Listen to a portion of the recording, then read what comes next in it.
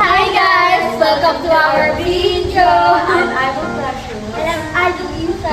And today we are going to learn about Trigonometric Functions. Let's start guys. Let's start. Let's start guys. Nice. That's our game, okay? Look at this. Trigonometric. So guys, let's start. I'm going to teach you the parts of the right triangle. So this landslide is called hypotenuse. Hypotenuse. The part in the lower is called adjacent. Adjacent. And here it is called opposite. To find the value of the missing part, we're going to use Pythagorean theorem. It is value a squared plus b squared equals c squared. So here is the a part, the b part, and the c part. So the a squared will be 6 squared. The b squared will be 8 squared equals to 8 squared. The 6 squared is 36 plus the 8 squared is 64 equals c squared. 36 plus 64 is 100 equals, we're going to c squared. It is a perfect square, so we're going to put like this. 100 square root. The square root of 100 will be 10. And that will be the answer for the missing part. It will be 10. Hey, it's me. So now we already got the value of c, which is about us. This c. This is c. The 6 is our A, our adjacent, and 8 is our B. Now I'm going to teach you how can you get the 6 trigonometric functions. So in order to get the 6 trigonometric functions, we are going to remember the 3 abbreviations. So, ka, doa. The S is for sine, C is for cosine, and T is for tangent. And this will help us to get the 6 trigonometric functions. Now in saw, it is sine. And we are going to look at the 2 letters. So this is OH, which is opposite and the hypotenuse side of the triangle. So it's actually a shortcut for our formula in getting the functions. Next is C, which is cosine, which is adjacent and hypotenuse. Adjacent and hypotenuse side of the triangle. And lastly, tangent is OA. So it means O is for the opposite side and A is for the adjacent side. So in the triangle, Isa taught us that this lower part is our adjacent. This is our adjacent. This is our opposite. And the landslide here is our hypotenuse. And we are going to get the functions of it. Now, since we have our formula here, we are going to get its value by replacing it. Now, let's go here. Now, in getting the sign, it says opposite and hypotenuse. So the opposite is 8. So we're going to put here 8. And hypotenuse, which is 10. So 8 over 10. Now in answers, you're always going to simplify. So 8 over 10 is 4 over 5. Now in getting cosine, we're going to get the adjacent over hypotenuse. Our adjacent here is 6 and hypotenuse is 10. So now we have the answer. We're going to simplify it. 6 over 10 is 3 over 5. And lastly, for tangent is we have opposite, which is 8, and adjacent is 6. And simplifying it, we have have 4 over 3. And so we have the answers for the 3. But we also need the 3. So in trigonometric functions, we have its equivalents. Sine's equivalent is cosecant. Cosine's equivalence is secant and tangent is cotangent. In getting that other 3, you're just going to reverse the whole process or answer. So in getting cosecant, which is the equivalent for sine, cosecant, we are just going to get hypotenuse over opposite. So we are going to reverse the whole process. So this is hypotenuse over opposite. So this is just going to be 10 over 8 or simply 5 over 4. We're just going to reverse the answer. And secant, cosine is secant, it's opposite. So in secant, we're just going to reverse the whole process. We're going to have 5 over 3. And lastly, cotangent. Reverse, this would be 3 over 4.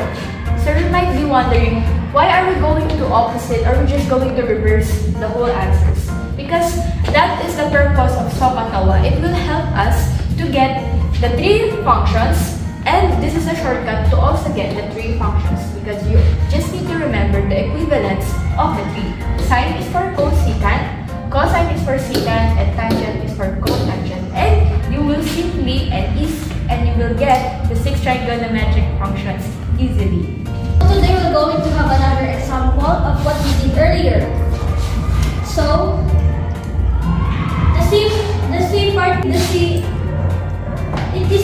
it is again easy, okay? In opposite side, or it will be the B, and this will be the A.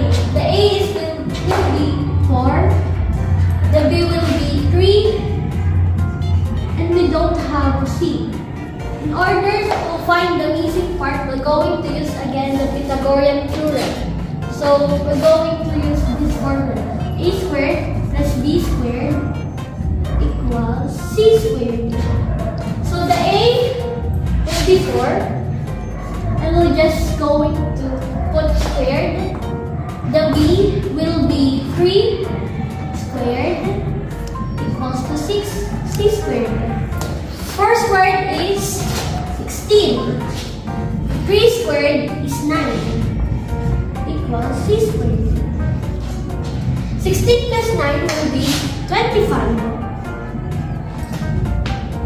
equals C squared. 25 is a perfect square, so we're going to square root this number. So the square root of 25 will be the C, because we're going to cancel the square. The square root of 25 will be 5. So this will be the number of the missing part. This is the 5. And that will be the answer for the... So for sine, it is opposite over hypotenuse, which means the opposite is 3 and the hypotenuse is 5. So it will be 3 over 5. Go. In cosine, we have adjacent over hypotenuse, or simply 4 over 5. In tangent, we have opposite over adjacent, which means 3 over 4. In order to get the another 3 functions, we're going to reciprocal these terms. So in cosecant, it will be hypotenuse over opposite, or simply 5 over 3. In secant, hypotenuse over adjacent, or simply 5 over 4. And in cotangent, we're going to reciprocal this term, and that will be adjacent over opposite, or 4 over 3. And this is the 6 trigonometric functions. Thank you, Isa. And now today we have another example, but our value is opposite will be 6, and our hypotenuse will be 7, and our challenge for today is to get the adjacent. What if our adjacent is the missing and not hypotenuse? We are going to use the same formula to get it, which is Pythagorean theorem. So this is a squared plus b squared equals c squared. Okay, so again, simply we're just going to put our value. So a squared will be simply a squared first, which since we're going to get its value, b squared is 6. So this is 6 squared, and our c is 7. So this is 7 squared. So simplify, this will be a squared, 6 squared is 36, and 7 squared is 49. Now to get our a, we just need to put 36 on the other side. So this will be a squared equals 49 minus 36. And 49 minus 36 is 13. So we will get the answer by removing the square, because we only need to get the a. So we're going to square root, remove the 2, it will remove the 2, and our answer is a is equals to square root of 30. So our adjacent here will be square root of 13. So we have a square root of 13, b or opposite is 6, and c is 7. Now we have the value of our measurements of our triangle. We are going to get the 6 trigonometric functions once again. So let's put it. Sine, cosine, tangent. And the equivalent of sine is cosecant, equivalent of cosine is secant, and cotangent. So now we're going to get sine, which is so this is opposite over hypotenuse. Our opposite here is 6, and our hypotenuse is 7. So our answer is 6 over 7. In cosine, it is SOCAT. So this is adjacent over hypotenuse. So adjacent over hypotenuse is square root of 13 over hypotenuse is 7. And lastly, our tangent is SOCATOWA. So this is opposite over adjacent. Opposite is 6, and our adjacent is 6 is square root of 13. Now in our answers, we do not need square root. So what we are going to do is we are going to rationalize 6 over 13. So 6 over square root of 13, rationalize it by multiplying square root of 13 in the numerator and denominator, and we will get 6 square root of 13 over 13. So that will be our tangent. 6 squared, 6, 13, square root of 13 over 13. Now in getting the other 3's, we're just going to reverse the whole process. So this will be 7 over 6. This is hypotenuse over opposite. This is hypotenuse over opposite. Secant is 7 over 13, or if you rationalize it, it will be 7 square root of 13 over 13. And lastly, our cotangent will be 13 over 6 over 6 square root of 13. Square root of 13 over 6 if you rationalize it. And now we have our answers for the 6 trigonometric functions. Have you learned something? So now we are going to test what you learned. So now we are going to have a drill. So our given for drill is opposite is 8, adjacent is 15, and our hypotenuse is missing. So we need to get the hypotenuse and get the 6 trigonometric function.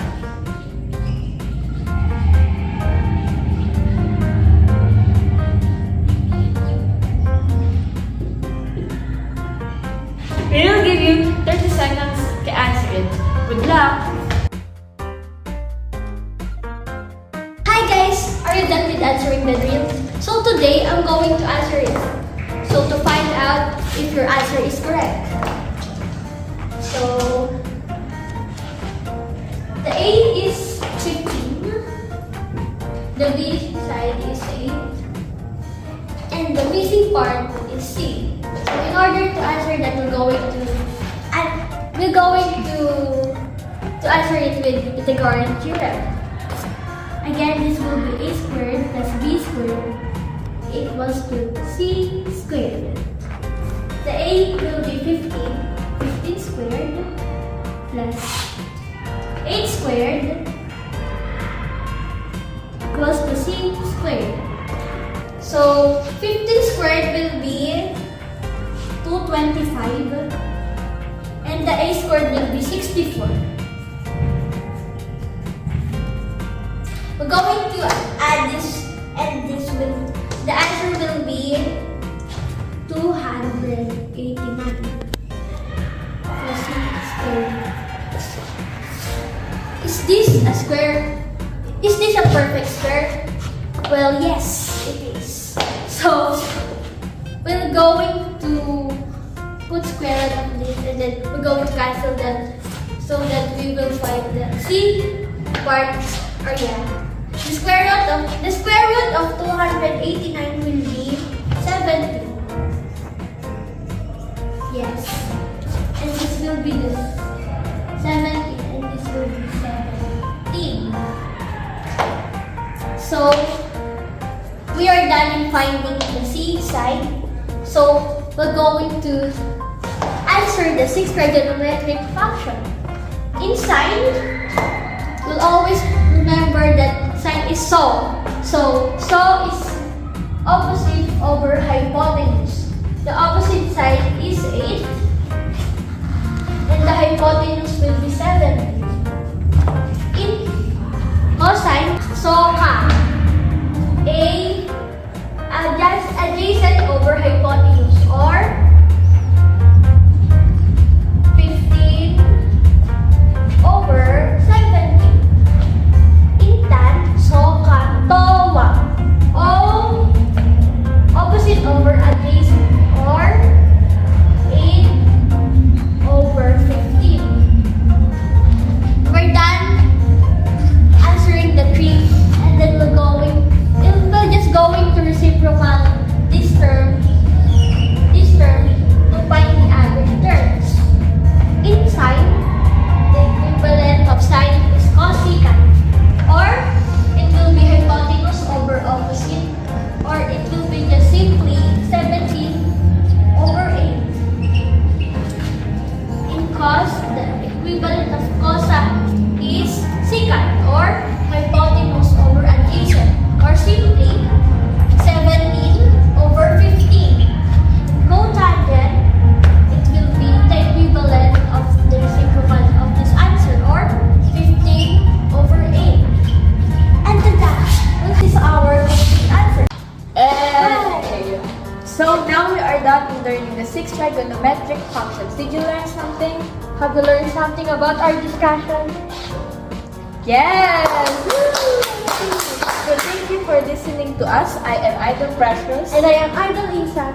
And thank you for watching. Bye-bye!